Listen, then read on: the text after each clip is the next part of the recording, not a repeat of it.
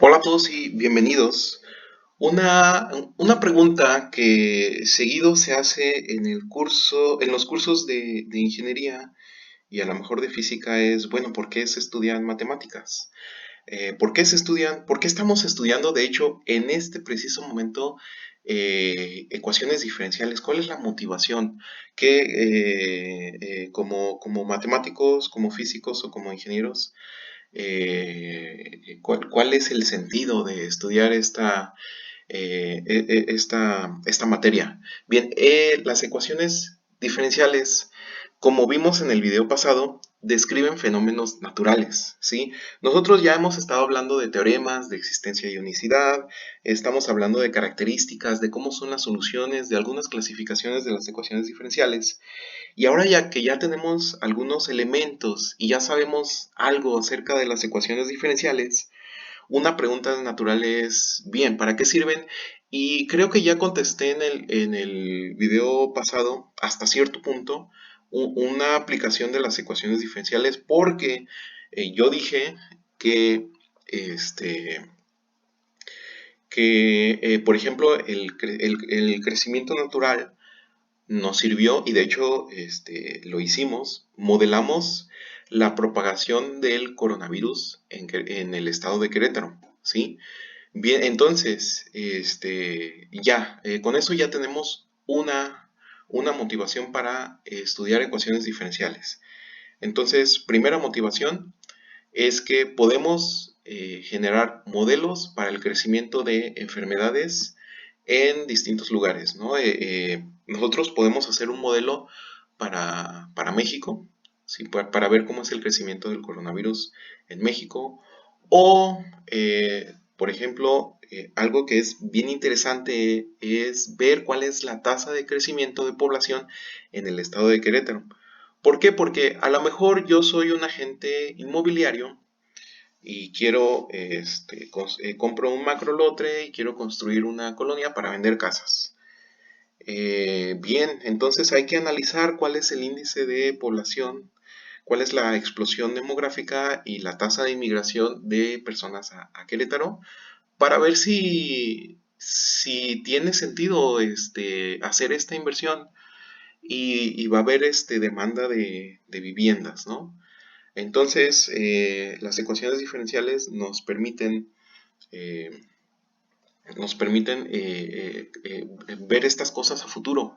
O, por ejemplo, un modelo de crecimiento de coronavirus, por sencillo que nos permite, por ejemplo, si yo soy gobierno o soy el director de salud del estado de Querétaro, y sé que cierto porcentaje de personas que se enferman de coronavirus van a necesitar un respirador para poder sobrevivir, para tener mayores posibilidades de sobrevivir la enfermedad. Bien, entonces no tengo recursos ilimitados, ¿no? Tengo cierta cantidad de dinero que puedo destinar a la compra de respiradores. Entonces, la pregunta es, bueno, ¿cuántos respiradores artificiales, cuántos ventiladores artificiales de respiración para humanos debo de pedir? ¿Cómo sé si el número de respiradores que estoy solicitando es un número descabellado, exagerado? Ajá. Porque, por ejemplo, si ordena 2,5 millones de respiradores, tenemos completa seguridad de que esa es una cantidad innecesaria, va a ser un desperdicio, porque la población de Querétaro es de alrededor de 2 millones, perdón, 2,5 millones de personas. Entonces, pedir 2,5 millones, creo que dije 2,500, pedir 2,5 millones de respiradores es un gasto innecesario. Entonces, los modelos matemáticos basados en ecuaciones diferenciales nos permiten predecir cuál es una cantidad razonable, en este caso de respiradores, para solicitar. Entonces, no todo es coronavirus, no todo es crecimiento poblacional. Vamos a ver varios modelos matemáticos que se describen muy bien con ecuaciones diferenciales. Entonces, eh, ¿qué es un modelo matemático? Un modelo matemático es la descripción matemática de un sistema de fenómenos, ¿sí? y se construye con ciertos objetivos. Eh, eh, por ejemplo, entender los mecanismos de cierto ecosistema, a lo mejor un cultivo de microbios, ¿sí? Es estudiar el crecimiento de la población animal. Toda especie va a tener cierto ciclo de cierto comportamiento en su población, en cierto ecosistema. Incluso las especies tienen una cumbre de su población y pueden llegar a la extinción. Podemos desear saber qué tan viejo es un fósil que encontramos. Ajá. O si tenemos un hallazgo de alguna zona arqueológica, aquí en Querétaro, por ejemplo, si encontramos una vasija en la pirámide del Pueblito, ¿cómo podemos saber qué tan vieja es? ¿Qué tal si es una vasija moderna, ¿no? De alguien que se le cayó algún recuerdo, algún souvenir, y estamos pensando de que este souvenir este recuerdo es un hallazgo arqueológico prehispánico y a lo mejor no lo es. Entonces, ¿cómo puedo distinguir de dos pedazos de arcilla cuál es prehispánico y cuál es algo que algún turista tiró por accidente, ¿no? Y esto se puede hacer por cierto decaimiento radioactivo. Eh, ya que bueno, la cerámica es radioactiva, es uno de los elementos que tiene radiación, pero es un nivel de radiación que nosotros como personas podemos tolerar sin ningún problema. Bien, ahora, la formulación de un modelo matemático de cierto sistema se inicia con ciertos pasos, y los pasos son: identificación de las variables que ocasionan el cambio en el sistema, ¿sí? Podemos elegir no incorporar todas estas variables en el modelo desde el comienzo, ¿sí? A este paso específico se le llama el nivel de resolución del modelo. ¿Por qué? Porque va a haber elementos que pueden hacer nuestra ecuación diferencial o nuestro modelo muy complejos, ¿sí? Muy difíciles de resolver, y van a aportar poco a la solución, van a aportar poco a la información que nosotros obtenemos de este modelo. Entonces, es interesante elegir el nivel de resolución adecuado, ¿sí? Porque a lo mejor le ponemos demasiados variables a nuestro modelo, vamos a necesitar una computadora muy cara y va a ser un costo muy alto de obtener información que a lo mejor podríamos obtener de otra manera y sin usar tantos recursos. Después, en el paso 2, se establece un conjunto de suposiciones razonables o hipótesis acerca del sistema que estamos tratando de describir. Estas hipótesis también incluyen todas las leyes empíricas que se pueden aplicar en el sistema. Por ejemplo, el modelo de crecimiento exponencial va a tener sentido bajo cierto umbral para el crecimiento del coronavirus, ya que los casos máximos que puede tener el coronavirus en Querétaro es igual a la población, suponiendo que toda la población en algún punto se infecte. Esperemos que no, ¿verdad? Pero, por ejemplo, si nuestro modelo exponencial es nuestro crecimiento exponencial, va más allá de los 2,5 millones de personas que hay en Querétaro, ya el modelo ya no tiene sentido, ¿no? Entonces, por eso es bien importante este paso 2, las suposiciones razonables y ver hasta dónde los alcances de nuestro modelo van a tener un sentido físico o un sentido real, van a tener un sentido ingenieril, ¿no? Bien. Para algunos objetivos quizá baste con conformarse con modelos de baja resolución. Funcionan bastante bien bajo ciertos parámetros. ¿Sí? Bueno, como ingenieros o como físicos, ya tenemos cierta noción de ciertos modelos. Entonces ya sabemos qué esperar de los resultados de estos modelos, ¿sí? Ahora, si nosotros somos científicos, cuyo trabajo es predecir con mucha exactitud ciertas cosas, por ejemplo, si somos médicos y estamos trabajando en una vacuna, digamos, en la vacuna contra el coronavirus. Y decimos, bueno, esta vacuna sí previene el coronavirus, pero la desventaja que tiene esta vacuna es que tiene cierto rango de mortalidad. ¿Sí?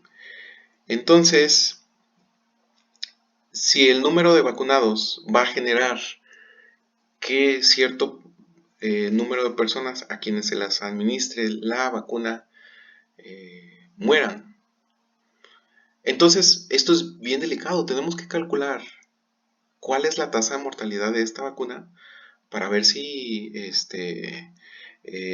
suficientemente baja como para que sea razonable administrarla y distribuirla a nivel mundial. Ahí necesitamos que el trabajo tenga mucha exactitud porque, bueno, no podemos jugar con la vida de las personas. Esto es muy serio, ¿no? Por ejemplo, la trayectoria de vuelo de un proyectil de largo alcance también es algo serio. ¿Por qué? Porque, por ejemplo, si ustedes recuerdan a la perrita Laika, que fue la primera que llegó al espacio, la nave espacial en la que iba no tenía una trayectoria de vuelo muy precisa. Y como ustedes saben, la perrita Laika perdió su vida en el reingreso a la Tierra. Se desintegró en la atmósfera. ¿Sí? Este es un hecho desafortunado, pero por ejemplo, si nosotros mandamos personas al espacio, nuestras ecuaciones diferenciales que describen el reingreso a la Tierra tienen que ser suficientemente exactas para que la tripulación no muera desintegrada en la superficie atmosférica. ¿Sí? Bien, entonces esto tiene que ver con el nivel de resolución de nuestros modelos. Sí, puesto que con frecuencia las hipótesis acerca de un sistema implican una razón de cambio, bueno, esto da origen a las ecuaciones diferenciales, estas razones de cambio de una o más variables. El enunciado matemático de todas estas hipótesis puede ser una o más ecuaciones que contengan derivadas, y en otras palabras, el modelo matemático puede ser una ecuación diferencial o un sistema de ecuaciones diferenciales.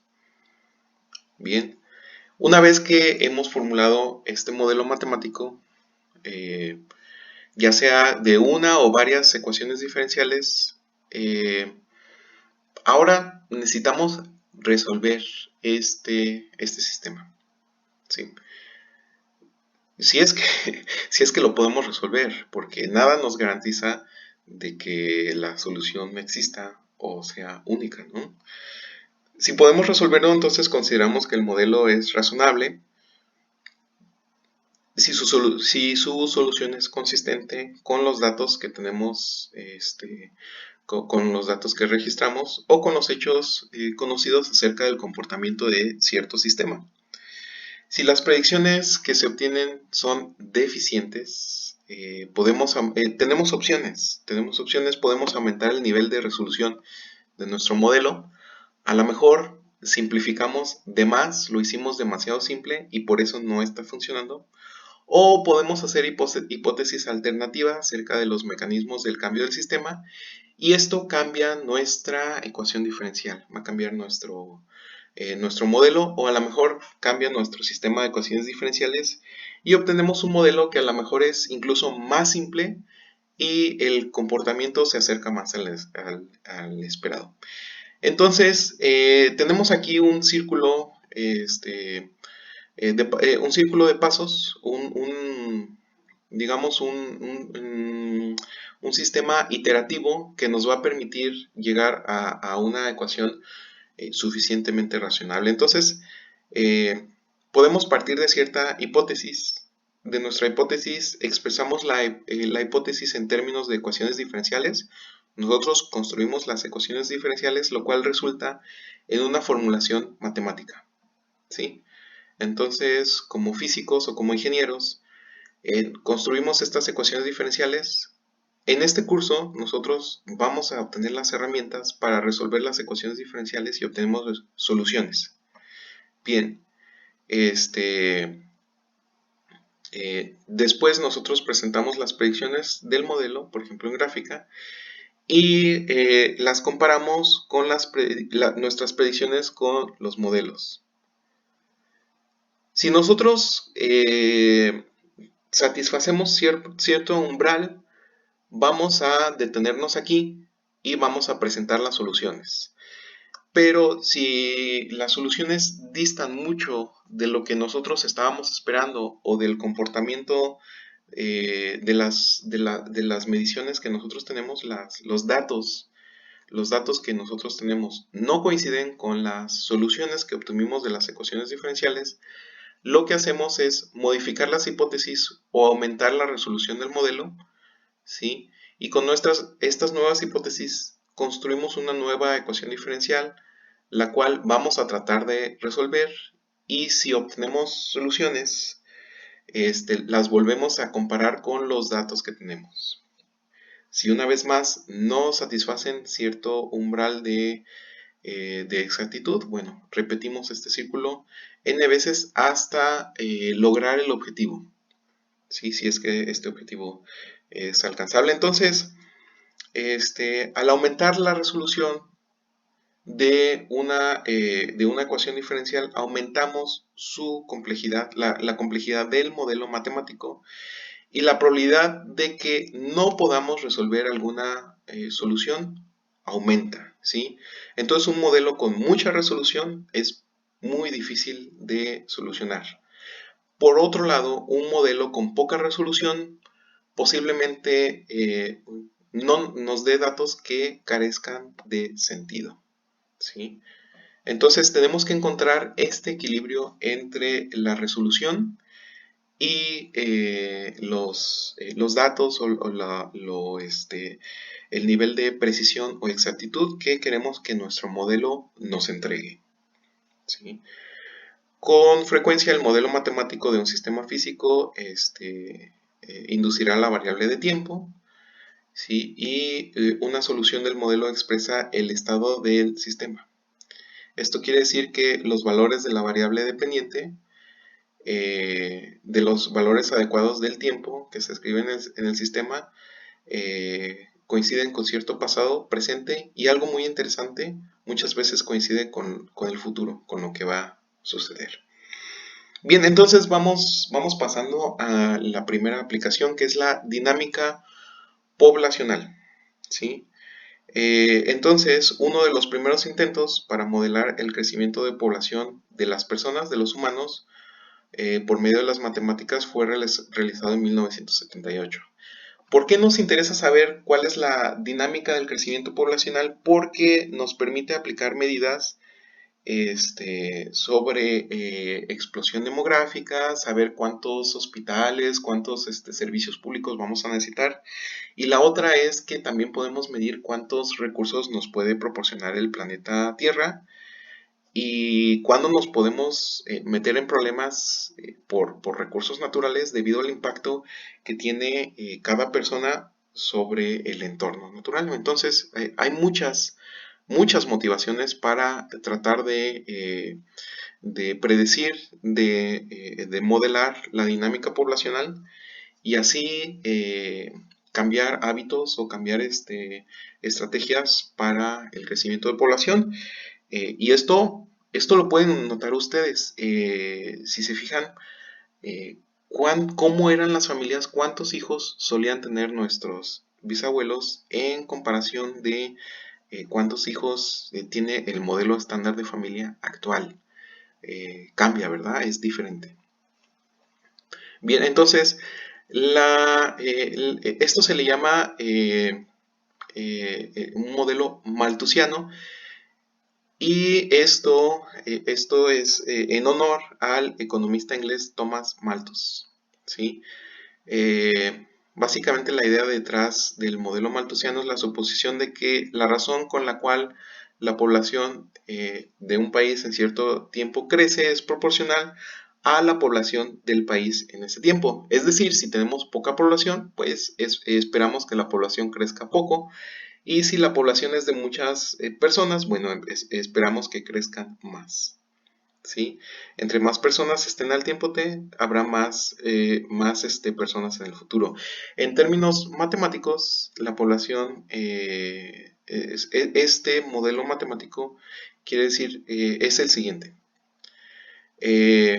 La tasa de cambio de la población, que es la derivada de la población con respecto al tiempo, depende de cierta constante de proporcionalidad por la población que hay en ese momento, ¿sí? Y este es el modelo de crecimiento natural malthusiano, y K es conocido como constante de proporcionalidad. Es el modelo que nosotros graficamos en el video pasado. Hicimos un modelo malthusiano. Este modelo es simple, falla si se consideran muchos otros factores que pueden influir en el crecimiento o decrecimiento. Por ejemplo, la inmigración, la cantidad de recursos naturales. Por ejemplo, cuando una población comienza a quedarse sin recursos naturales, ya no crece tan rápido. Sin embargo, este modelo, que podríamos considerar un modelo de baja resolución, es muy bueno en predecir la población en cierto tiempo. Por ejemplo, en el caso del coronavirus fue bueno para modelar hasta con cierto umbral de error el coronavirus, o en Estados Unidos modela muy bien la población entre 1790 y 1860, ya que en estos años la población de Estados Unidos creció de manera exponencial. ¿Sí? Las poblaciones que crecen con una razón descrita por este modelo son raras. Sin embargo, sirve para modelar el crecimiento de pequeñas poblaciones en intervalos de tiempo cortos. ¿Sí? Bien, también nos sirve para, ya lo vimos, para la propagación del coronavirus, el crecimiento de bacterias en una caja de Petri. ¿Sí? Si nosotros hacemos un cultivo, nos va a servir muy bien. Esto lo usan mucho los biólogos para saber cuándo tienen un cultivo suficientemente grande para poder hacer sus experimentos. Bien, volviendo al